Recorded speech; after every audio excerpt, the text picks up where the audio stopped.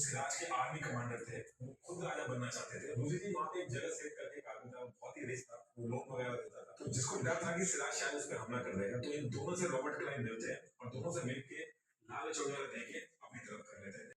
जो सिराज के army commander थे, वो खुद राजा बनना चाहते थे। मुझे भी वहाँ पे एक जगह सेट करके एक आदमी था, बहुत ही रिच था, वो लोन वगैरह देता था। तो जिसको डर था कि सिराज शायद उस पर हमला कर देगा, तो इन दोनों से रॉबर्ट क्लाइव मिलते हैं और दोनों से मिलके लालच वगैरह देके अपनी तरफ कर लेते हैं। जैसे मीर जाफर को कहा कि ये लड़ाई खत्म होने के बाद उनको राजा बना दिया जाए, और जगह से जो है वो इस पूरी लड़ाई में जितना भी पैसा लगा था वो सारी फंडिंग जगह से। अब इसके बाद डेट आती है 1757।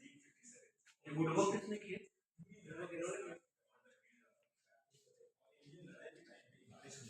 ब्रिटिशर्स तो अपने वेपन्स को कवर कर लेते हैं, लेकिन सिराज के वेपन जो थे वो भीग जाते हैं, जिसकी वजह से वो काम नहीं करते हैं। और यही मौका देख के मीर जाफर जो थे वो फौज को पीछे खींच लेते हैं और ईस्ट इंडिया कंपनी जीत जाती है। और अपने वादे के हिसाब से मीर जाफर को ईस्ट इंडिया कंपनी नवाब बना देती है बंगाल का। अब देखिए, लेकिन मीर जाफर को नवाब इसलिए नहीं बनाया था क्योंकि ईस्ट इंडिया कंपनी ने वादे की बहुत पक्की थी, क्योंकि वादे तो उन्होंने हजारों बार तोड़े थे। ये चीज वो इसलिए करते थे क्योंकि ईस्ट इंडिया कंपनी की एक पॉलिसी थी कि कहीं पे भी खुद रूल नहीं करते थे, बल्कि अपना एक पपेट राजा बना के बैठा देते, और उस पपेट राजा के थ्रू वो अपने ट्रेड की पॉलिसी वगैरह चेंज कराते थे, और जितना भी रेवेन्यू सिस्टम रहता था वो सब ले लेते थे।